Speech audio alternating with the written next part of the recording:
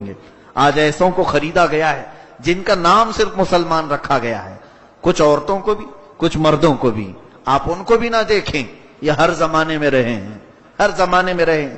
اسلام کے خلاف ایسوں کو استعمال کیا جاتا ہے. اور مجھے تو اس بات کا بھی شک ہوتا ہے، میں نے اسٹڈی کی ہے یہودی مذہب پر، تقریباً 4 سال ریسرچ کیا ہے، تبھی اتنا زیادہ بولتا ہوں ان کے متعلق. یہودیت میں ایک فرقہ ہے ڈونما فرقہ اس کو کہتے ہیں، یہودیوں کا ایک فرقہ ہے. ان کا کام کیا ہے جانتے ہیں آپ؟ ان کا کام صرف یہ ہے کہ وہ اپنے بچوں کا نام مسلمان رکھتے ہیں. جتنے بھی یہودی ان کے گھر میں جو بچہ پیدا ہوتا ہے ان کا نام مصطفیٰ ہوتا ہے، مرتضی ہوتا ہے، محمد، احمد، عبداللہ، یہ نام رکھتے ہیں اپنے بچوں کے. اور ان کو پڑھاتے بھی ہیں، قرآن کا حافظ بھی بناتے ہیں، سب کرتے ہیں. اور اس کے بعد پھر اسلام کے خلاف لا کر کھڑا کرتے ہیں. آپ کو اگر تاریخ معلوم ہے تو سلطنت عثمانیہ، عثمانی خلافت، ایمپائر آف عثمان، یہ 700 سال تک چلی. ترکی کی عثمانی خلافت جس میں 3 بر اعظم آتے تھے، ایشیا، افریقہ، یورپ. بہت بڑی ایک خلافت چلی. یہ 1921 میں گر گئی. 700 سال کے بعد خلافت عثمانیہ ترکی کی، جو سعودی عرب پر بھی ترکیوں کی حکومت تھی، وہی خلافت عثمانیہ کی. وہ عاشقان مصطفیٰ تھے، سچے ایمان والے تھے. کئی بادشاہ اس میں گزرے ہیں. ان میں سے ایک بادشاہ کا میں نے جب پڑھا تھا، اللہ اللہ کیا ان کا ادب تھا. مدینہ طیبہ سے استنبول کے لیے انہوں نے ٹرین شروع کی تھی، ٹرین کی پٹریاں بچھائی تھی. آج بھی وہ لائن بچھی ہوئی مدینے میں ہے، اور ترکی ریلوے اسٹیشن اب بھی موجود ہے مدینے میں، جا کر دیکھ سکتے ہیں آپ. سلطان عبدالحمید ثانی جب یہ مدینہ طیبہ سے استنبول ترکی کے لیے انہوں نے لائن بچھائی، اس زمانے میں جب ٹرین کو چالو کیا تو کوئلے کا انجن بھڑ بھڑ بھڑ بھڑ آواز آنے لگی. تو سلطان عبدالحمید ثانی جو اوپننگ کے لیے آئے تھے، ان کے ہاتھ میں کوڑا تھا. وہ کوڑا اٹھا کر کے اس ریل کے انجن کو مارنا شروع کیا اور کہا، شہر رسول میں اتنی بلند آواز، حضور کے مدینے میں اتنی تیز آواز تیری. انجن اس وقت جو بند پڑا آج تک ویسی ہی، آج تک 100 سال کا عرصہ ہونے کو آیا، پھر وہ نہیں چلا. ایسے عاشقان رسول تھے یہ ترکی. مصطفیٰ کریم صلی اللہ علیہ وسلم کی مسجد کو انہوں نے بنایا تو ایک اینٹ کو بھی حضور کے دربار کے سامنے کٹ نہیں کیا. 12 کلومیٹر دور لے جاتے تھے، اینٹ کاٹ کر کے لا کر لگاتے تھے کہ کاٹنے کی آواز بھی حضور کے دربار میں نہ آئے. ایسے عاشقان مصطفیٰ تھے. ان کی خلافت کو ختم کس نے کیا؟ کس نے ختم کیا؟ یہی دونما فرقہ. ترکی میں ایک شخص آیا، مصطفیٰ کمال باشا اتاتورک، اس کا نام آج بھی لیا جاتا ہے تاریخ میں. اس کو ایک ریولوشن لانے والے آدمی کے حیثیت سے جانا پہچانا جاتا ہے، انقلابی شخصیت مصطفیٰ کمال باشا. اس کی ریولوشن شروع ہوئی، اس نے ایک نیا طریقہ ترکی میں شروع کیا کہ یہ خلافت عثمانیہ جو تھی وہ اسلامی قانون نافذ کرتے تھے، اسلامی سزائیں دیتے تھے، اسلامی عدالت ہوتی تھی، سب طریقے اسلامی ہوتے تھے. دوسری جنگ عظیم کے بعد پھر یہ جو ہے مصطفیٰ کمال باشا کی تحریک زور پکڑ گئی اور خلافت عثمانیہ ختم ہو گئی، جس میں فرانس، انگلینڈ نے بہت ساتھ دیا مصطفیٰ کمال باشا کا. ترکیوں نے بھی اسے ہاتھوں ہاتھ اٹھا لیا کہ ایک نیا کچھ لے کر کے آیا ہے. اس کا نیا پن کیا تھا مصطفیٰ کمال باشا کا؟ 11 سال اس نے ترکی پر حکومت کیا اور سارے اسلامی قانون ترکی سے ختم کر دیا، سارے اسلامی قانون مٹا دیا اس نے. عورتوں کو پابندی لگائے کہ کوئی حجاب نہ پہنے، ہمارا دین آسان ہے. اسلام کے نام پر حافظ قرآن بننا منع ہے. مدرسوں کو اس نے ختم کروا دیا تھا. پورے ترکی سے مدرسے نہیں تھے. یہ 1921 کی بات میں بتا رہا ہوں آپ کو. وہاں سے مدرسے ختم، اور جو علماء تھے امامہ پہنتے تھے، ان کے امامے اتار دیے گئے، ان کو سوٹ بوٹ پر لے کے آ گئے. آج بھی ترکی میں اس کا اثر دیکھنے کو ملتا ہے. کسی ترکی حافظ قرآن کو اگر آپ بلائیں گے تو سوٹ میں ہی نظر آئے گا آپ کو، ٹائی سوٹ بوٹ میں ہی رہے گا، وہ حافظ قرآن ہوگا۔ اس نے یہ ساری چیزیں بدل ڈالی 11 سال کے اندر، پورے اس کو ایک ریولیوشن، نئی تحریک کے طور پر اٹھایا گیا تھا۔ نام کیا ہے؟ مصطفیٰ کمال بادشاہ۔ تاریخ آپ پڑھو پتہ چلے۔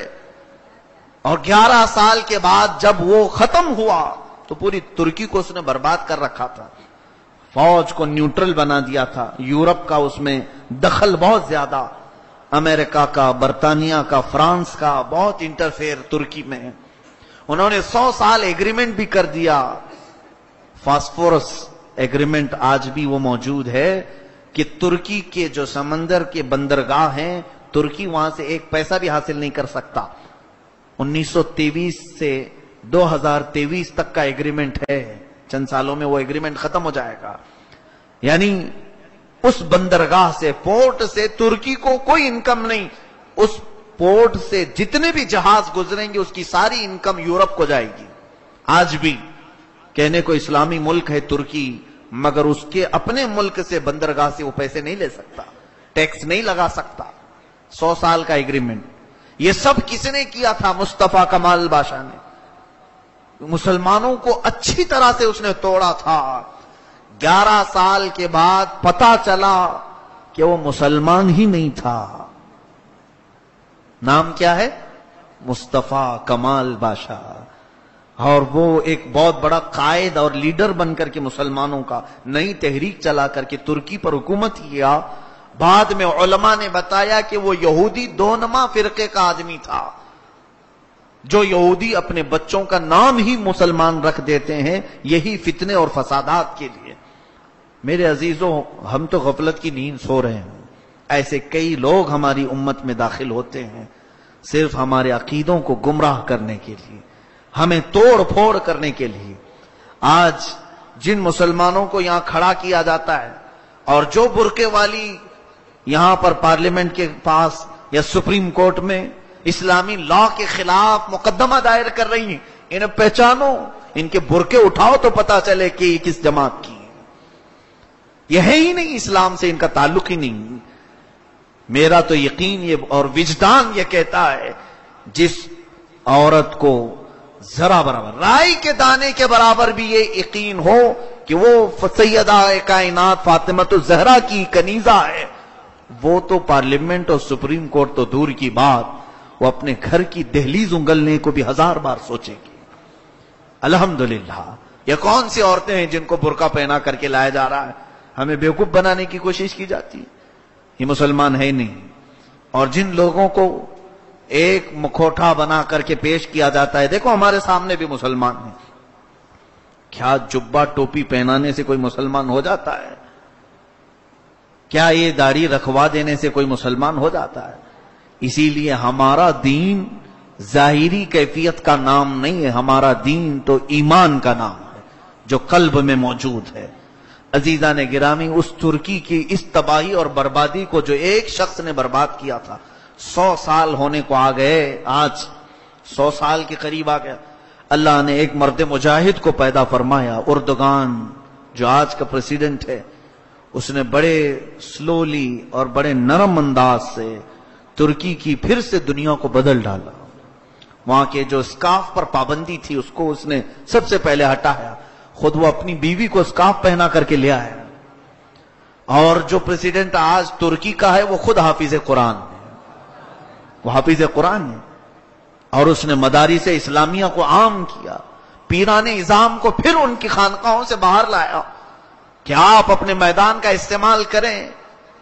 اس کے زمانے میں پھر ایک مرتبہ ایسا بھی ہوا تھا، تاریخ کو آپ کو معلوم ہوئی، چند سال پہلے فوجیوں نے، وہاں کی ملٹری نے اس کے خلاف بغاوت کی تھی، صدر کو گرانے کی کوشش کی، لیکن اللہ تعالیٰ کی حفاظت ایسی کہ ترکی عوام کا ایک مقبول لیڈر تھا، وہ ترکی عوام پوری سڑکوں پر آئی اور فوجیوں کے ان تمام بڑی گاڑیوں کے پہیے کے نیچے سو گئی، تو ان کو شکست ہو گئی۔ پھر فوجی اپنی تمام تحریکوں سے باز آئے اور آج اس قائد کے ساتھ چل رہا ہے ترکی، اللہ سلامت رکھے۔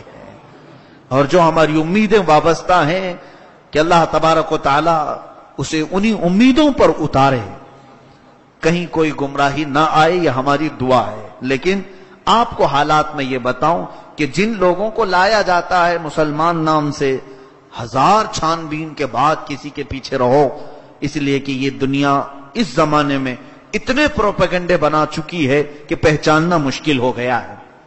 انہوں نے اپنے بچوں کو بڑے بڑے لوگوں تک پہنچا دیا ہے، بڑے بڑے لوگوں تک پہنچا دیا ہے۔ یہ ہمارے درمیان اختلافات پیدا کرنے کے لیے بڑے بڑے مشائخ کے بیچ، بڑی بڑی تنظیموں کے بیچ، بڑے مدارس کے بیچ جو پھوٹ پڑتی ہے، میری تحقیق یہ کہتی ہے کہ ان بڑے لوگوں تک یہ یہودی پہنچے ہوئے ہیں، ان کے بچے پہنچے ہوئے ہیں۔ کیسے ہمیں پتا چلے گا؟ نام بھی مسلمان ہے اور ان کا دل ہی بتائے گا۔ اب ہم تو عالم الغیب نہیں ہیں میرے عزیزو، رب تبارک و تعالیٰ نے جو فرمایا وہ حق ہے۔ یہاں صرف میں اتنا کہنا چاہتا ہوں کہ رب نے ان کیوں پوچھا کہ اے محبوب آپ انہیں پوچھیں کہ کیوں ایمان لانے سے لوگوں کو روکتے ہو؟ یہ روکتے ہوں گے تبھی تو مولا نے پوچھا۔ اب اگر ہم سے کوئی ہزار کہے نہیں ہم تو کوئی ایمان لانے سے نہیں روکتے، تو میں نہیں مانوں گا، کیونکہ میرے رب نے فرمایا ہے کہ تم لوگ روکتے ہو، ایمان لانے سے روکتے ہو۔ کس طرح سے؟ آج ہم تمام لوگوں کا حال وہی جو میں نے بتایا، یہ پروپیگنڈا میڈیا کے ذریعے سے یہ مسلمانوں کو کمزور کرنا ہے، ایمان لائے ہوئے لوگوں کو ٹیڑھا کرنا ہے، ہماری شناختیں چھیننے کا کام یہی کر رہے ہیں آج، ہماری تمام آئیڈینٹی ختم کرنے کا یہی کام کر رہے ہیں۔ چند دنوں پہلے ابھی ایئرپورٹ میں میرے ساتھ معاملہ، امیگریشن میں آگے بڑھ رہا ہوں، میرے سامنے ہی ایک پنجابی آدمی تھا، سکھ تھا، اور اس کی بھی وہ میٹل ڈیٹیکٹر سے اس نے کراس کیا، اور اس کے بعد جو امیگریشن کرنے والے پولیس ہوتے ہیں وہ بدن پر ساری مشین لگا کر چیک کرتے ہیں، جو بھی ان کا پروسیس ہے۔ اس نے کیا، اپنے بورڈنگ پاس پر اس نے تھپا لگوایا، آگے بڑھا، میری باری آئی تو مجھے بھی چیک کیا، وہ ہلکی سی چابی بھی ہو یا سکہ بھی ہو تو بجنے لگتی ان کی مشین۔ ہم تو ساری چیزیں اتار کر کے آئے، کچھ بھی نہ ہو، لیکن چیک کرنے کے بعد کہا کہ آپ ٹوپی بھی نکالو۔ میں نے کہا اتنی بڑی پگڑی نہیں اتروائے تم نے، میری ہلکی ٹوپی کیوں اتروا رہے ہو؟ سامنے میرے ابھی آپ نے مشین گھمائی، اتنی موٹی پگڑی پہنا، اس کو نہیں اتروایا تم نے، اور میری تو ہلکی سی ٹوپی ہی اتروا رہے ہو۔ کچھ نہیں کہا نہیں، درکہ ان کے مذہبی چیز ہے، وہ لوگ گورنمنٹ سے کروا چکے ہیں اس چیز کو، گورنمنٹ سے منوا چکے ہیں اس چیز کو۔ کہا کہ ان کی مذہبی چیز ہے اور یہ میری مذہبی نہیں ہے، یہ میری مذہبی چیز ہے۔ مجھے آپ یہ لکھ کر کے بتاؤ کہ تمہاری مشین کمزور ہے، کہ ٹوپی کے اندر کا تمہاری مشین نہیں دیکھتی، تو پھر ظاہر سی بات ہے ٹوپی جتنے کپڑے کی ہے اتنا ہی میں کپڑے کا میرا جبہ بھی ہے، تم بعد میں اگر جبہ اتارنے کے لیے بھی کہو گے۔ وہ ہنسنے لگا، کہا کہ نہیں ٹھیک ہے، چلو آپ جس طرح سے ویسی ہی رہو، ٹوپی کے اوپر سے اتارا۔ تھوڑی دیر کے لیے دل میں یہ بات آئی، یہ حرکت کیوں کی جا رہی ہے، کیوں کی جا رہی ہے؟ جان بوجھ کر کے وہ مشین ٹوپی کیا 10 ٹوپیاں پہن لوں تب بھی وہ چیک کرے گی، تب بھی چیک کرے گی۔ ارے میاں بڑے بڑے سوٹ کیس وہ چیک کرتی ہے، جو پلاسٹک کے ہوں، فائبر کے ہوں، تو کیا ٹوپی کے اندر کی چیز نہیں چیک کرے گی؟ اسے ساری چیزیں اس پولیس والے کو بھی معلوم ہے، لیکن یہ حرکت ہمیں ہرٹ کرنے کے لیے، ہمیں ہرٹ کرنے کے لیے کہ تمہاری ویلیو کچھ بھی نہیں ہے یہاں پر، ہم تمہیں کبھی بھی ننگا کر سکتے ہیں۔ تھوڑا دل رویا اس بات پر کہ یہی ہماری آج پوزیشن ہے، کہ ہماری تاریخ یہاں پر ایسی ہے کہ ہم نے ہزاروں کو تعلیم سے آشنا کروایا۔ آج ہندوستان میں ہماری کیا قربانیاں نہیں ہیں؟ جس قلعے پر کھڑے ہو کر پورا بھاشن دیتا ہے ہمارا پی ایم، وہ ہماری تو جائیدادیں رہی ہیں، وہ ہماری ہیں۔ اس ملک کو اگر عجائبات میں سے کسی نے پہنچایا ہے تو وہ اسلامی سلطنتیں پہنچائی ہیں۔ بعد میں کیا بنا ہے؟ ساری چیزیں اسلامی ورثہ یہاں پر موجود ہے، چاہ کر کے بھی ختم نہیں کرو گے۔ ताज महल को तुम तेज महल बना दो कि तो क्या तारीख खत्म हो जाएगी? तारीख खत्म हो जाएगी? तारीख तो वही रहेगी, नाम बदलने से कुछ होगा नहीं। लेकिन अफसोस इस बात का है मेरे अजीजों, जो हालात आज यहां पैदा किए जा रहे हैं वो सिर्फ और सिर्फ हमें हर्ट करने के लिए कि हम इतना आजिज आ जाएं कि हम दीन को छोड़ दें और ये कहने लगे नहीं ये इस्लाम ही नहीं चाहिए मुझको। कोई कमजोर अकीदे वाला हो तो वह ऐसा कहे, इसलिए ये पूरा माहौल बनाया जा रहा है। और आप देख नहीं रहे, एक जगह जमात पूरी खड़ी है, चंद औबाश नौजवानों को खड़ा करके किसी एक मुसलमान पर हमला करो, उसे मारो, उसकी वीडियो बनाओ, वायरल करो। क्यों? खौफ और दहशत तुम्हारे दिलों में आ जाए। रोज सुन सुन करके एक दिन थक जाएगा और कोई न्यूट्रल आदमी कहने लगा यार ये इस्लाम ही बुरा है, मुआज़ल्लाह। वो उस हद तक तुम्हें लाने की कोशिश कर रहे हैं कि तुम यहां तक आ जाओ सोचने पर, कभी ये ख्याल भी आने ना देना। याद रखो मौला ने फरमाया कुल जा अल हक व ज़हक़ल बातिल। ऐ महबूब आप फरमा दे हक को आना ही है और बातिल को मिटना ही। एक दिन गलबा तो आएगा ही। रब तबारक व तआला हमारी आजमाइशों का ये वक्त गुजर रहा है। इन्होंने जो आज हालात बनाए ये हमें हर्ट करने के लिए और कमजोर करने के लिए। आज लोग डर रहे हैं इस्लामी तालीम पढ़ने से। अब देखो मदरसों के खिलाफ एक प्रोपेगेंडा बनाएंगे, मदरसों में दहशतगर्दी सिखाई जाती है, टेररिस्ट बनाया जाता है। क्यों? इनको मालूम है कि मदरसे में कुछ भी नहीं मिलता। मियां मदरसे में हम जिंदगी गुजार करके आए हैं, सही तरीके से बैठने की चटाइयां नहीं मिलती हैं, कहां गोलाबारी होगी, कहां बंदूक मिली। वहां तो बहुत सारे हिंदुस्तान के मदारिस ऐसे हैं कि जो तलबा हमारे पढ़ करके आलिम बन करके आते हैं, इनसे जरा पूछो। मुझे खुद याद है हमारे जमाने तालिबे इल्मी में, मैं नाम नहीं जिक्र कर रहा हूं, अल्हम्दुलिल्लाह जिस इदारे में हम पढ़े हैं, जिस मदरसे में, दाल जो बनती थी उसके बारे में लोग ये कहते थे ये दाल ऐसी है इससे वजू भी करना जायज है। इतनी पतली दाल होती थी कि पूरा पानी होता था ऊपर और हल्दी का पानी। ये मैं कोई सुनी सुनाई बात नहीं कर रहा हूं, अपने जमाने की बात कर रहा हूं। और जहां तलबा ऐसी चीजें खाते हैं और फिर सोने के लिए, मेरे खुद की बात भी मैं बता दूं कि मैं जिस इदारे में पढ़ता था जगह की तंगी थी और बारिश के मौसम में छत टपकता था, तो बारी बारी हम 2 तालिबे इल्म सोते थे। मेरी बारी रात के 2 बजे के बाद आती थी उस जगह पर सोने के लिए, और जो सोता था वो 10 बजे ही सो जाता था और 2 बजे उठ करके मुझे अपनी जगह दे दे। 2 बजे के बाद मैं सोऊं बारिश के दिनों में कि उस जगह पर पानी टपकता है, बारी बारी सोते हैं। उन तलबा के बारे में तुम कहते हो कि ये टेररिस्ट होंगे, दहशतगर्द बनाया जाता है। छान मार लो पूरे हिंदुस्तान के मदारिस को, मियां हमारे यहां चाकू नहीं मिलती मदरसे में, कहां की बंदूक मिलेगी। लेकिन ये तमाम हालात क्यों बनाए जा रहे हैं? इन कुफ्फार और मुशरिकीन को भी मालूम है, ये सख्त तरीन दज्जाली कौम आरएसएस को भी मालूम है कि मदारिस में कुछ नहीं होता। लेकिन बोलो ऐसा कि आप मुसलमान अपने बच्चों को मदरसा भेजना ही बंद करते, और वो कर दिया आपने सबने, आज कर दिया है सबने। यही सुन सुन करके मौलाना बने तो लोग जो है पीछे पड़ जाते हैं, पता नहीं हमारे बच्चों को कहां मार डालेंगे। अभी अभी इन लोगों ने ट्रेन में एक हाफिज कुरान को मार दिया, दिल्ली में कत्ल कर दिया। तरावी सुना करके जा रहा था वो हाफिज, उसे मार डाला।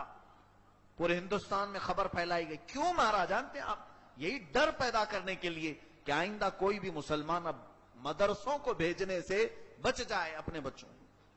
तुम्हें ये कहां तक ले आएंगे, कहां तक ले आएंगे?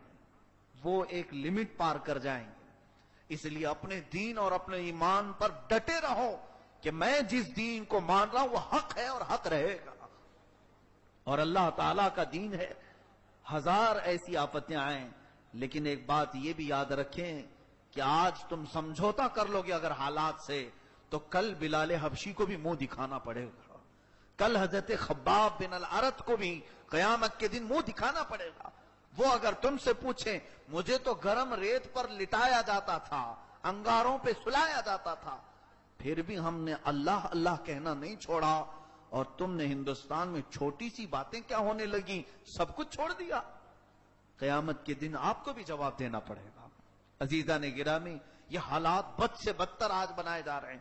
یہ ٹولیاں بنا کر حملے کرنا، کس لیے؟ خوف اور دہشت۔ داڑیاں پکڑ کر کے انہیں کوئی اور کفریہ بات کہنے پر مجبور کرانا اور اس کا ویڈیو بنا کر وائرل کرنا۔ کیوں؟ اس لیے کہ پوری قوم حضور کی سنت کو ختم کر دے۔ میاں یہ لوگ کہیں پر بھی داڑھی کو دیکھیں گے تو پکڑیں گے، ماریں گے۔ میں یہ سوچتا ہوں کہ اتنی بزدل قوم تو مسلمان ہو ہی نہیں سکتی، اپنے نبی کے اعمال کو اتنی آسانی سے نکال کر گٹر نالیوں میں پھینک دے۔ پھر کیا تمہارے پاس اگر ایسا وقت آ جائے معاذ اللہ، میں پوچھوں، ہمارے پاس منہ مبارک رسول اللہ صلی اللہ علیہ وسلم کا موجود ہے، اس کے لیے آپ کیا کر سکتے ہو؟ میں تو اپنی جان دینے کو تیار ہوں نبی کونین صلی اللہ علیہ وسلم کے لیے۔ آپ کیا کر سکتے ہو؟ آپ کا بھی یہی عقیدہ ہے کہ ہم حضور کے ایک چھوٹے سے بال کے لیے اپنی جان دے سکتے ہیں؟ آپ کا عقیدہ ہے، لیکن یہ جو حالات بنائے جا رہے ہیں، تم نے ساری چیزیں چھوڑنا شروع کر دیا ان کے ڈر سے۔ ایک دن اگر یہ تمہارے پاس یہاں پہنچ گئے اور کہنے لگے کہ یہ تمام چیزیں پھینک دو، تو کیا نبی کے منہ مبارک تم نالیوں میں بہا دو گے؟ تو یہ تو وہاں تک بھی لے آئیں گے، تمہیں وہاں تک لے آئیں گے۔ کیا تمہیں اگر وہ اذانوں کے متعلق یہ کہیں کہ اللہ اللہ ہی کیوں پکار رہے ہو، اب یہ بھی ویڈیو وائرل ہونے لگ گئی کہ اس کے ساتھ تم تو گنگا جمنی تہذیب میں رہتے ہو، ہندوستان میں تھوڑے ہمارے خداؤں کے نام بھی مکس کر کے بھی پکارو۔ تو مجھے تو ایسا لگتا ہے نیوٹرل ٹرسٹی جو ہیں وہ آج کل میں ایسے بھی فیصلے لینے لگیں گے، تھوڑی دیر اذان دے دو، تھوڑی دیر ان کی بھی باتیں کہہ جاؤ، گھنٹہ بھی بجا لو، سیپ بھی بجا لو، معاذ اللہ رب العالمین۔ یہ جو سمجھوتے ہیں ہمارا نیچے کو اترنا بہت نیچے لے آئے گا، اور میرے رب نے قرآن میں فرمایا کہ یہ دو چیزیں کریں گے، ایمان لانے سے روکیں گے یا ایمان لائے ہوئے آدمی کو بگاڑنے کی کوشش کریں گے۔ یہ دونوں چیزیں یہ کرتے رہیں گے، اسی میں سے گزر کر چلے جانا یہی کامیاب مومن کی علامت ہے۔ سیدنا ابو بکر صدیق رضی اللہ تعالیٰ عنہ نے کیا ہی پیاری بات فرمائی۔ آپ کے پاس شہد کا ایک پیالہ تھا، خوبصورت پیالہ، اس میں ایک باریک بال تھا۔ ایک لمبی حدیث ہے، میں اس کا ایک ہی ٹکڑا بیان کر رہا ہوں۔ حضور نے پوچھا، اے ابو بکر، یہ خوبصورت پیالہ، اس میں شہد اور ایک باریک بال ہے، اس کی کوئی مثال تمہارے دماغ میں آتی؟ ابو بکر صدیق نے عرض کیا، یا رسول اللہ صلی اللہ علیہ وسلم، یہ خوبصورت پیالہ جو ہے وہ ایمان کی طرح ہے، اور یہ جو اس کے اندر شہد ہے یہ مومن کی طرح میٹھا ہے۔ جو ایمان والا ہوتا ہے وہ شہد کی طرح میٹھا ہوتا ہے۔ پیالہ، جو خوبصورت پیالہ ہے یہ ایمان ہے، اور جو اس کے اندر شہد ہے وہ مومن ہے، میٹھا ہے۔ اس کے اندر ایک بال پڑا ہوا تھا۔ حضرت ابو بکر صدیق نے فرمایا، یا رسول اللہ صلی اللہ علیہ وسلم، ایمان والے کا، مومن کا اس دنیا میں ایمان بچا کر چلے جانا اس بال سے زیادہ باریک کام، یہ بال سے باریک کام ہے۔ اور حقیقت ہے کہ آج اس شاعر نے سچ کہا، یہ شہادت گہے الفت میں ہے قدم رکھنا، شہادت گہے الفت میں ہے قدم رکھنا، لوگ آسان سمجھتے ہیں مسلمان ہونا۔ اللہ ہمیں اسلام پر باقی رکھے، ان کے نت نئے فتنوں سے ہماری حفاظت فرمائے۔ یہ جو ہمارے ایمان کے راستے پر روڑے اٹکاتے ہیں یا کانٹے بچھاتے ہیں، مولا ہمیں ان تمام رذالتوں سے محفوظ فرما۔ قدیر و جبار خدا، تیری طاقت و قوت کے سامنے کوئی بھی طاقت نہیں، اگر تو ہمیں بچائے تو دنیا ہمارا کچھ نہیں بگاڑ سکے گی۔ اے رب قدیر، تو اپنی خاص حفاظت میں ہمارے ایمان کو لے لے، ہمارے اعمال کو، ہمارے گھر بار کو، ہمارے اہل خانہ کو، ہماری نسلوں کو، ہمارے بچوں کو، سب کے مولا موت تک ایمان کی تو حفاظت فرما۔ وآخر دعوانا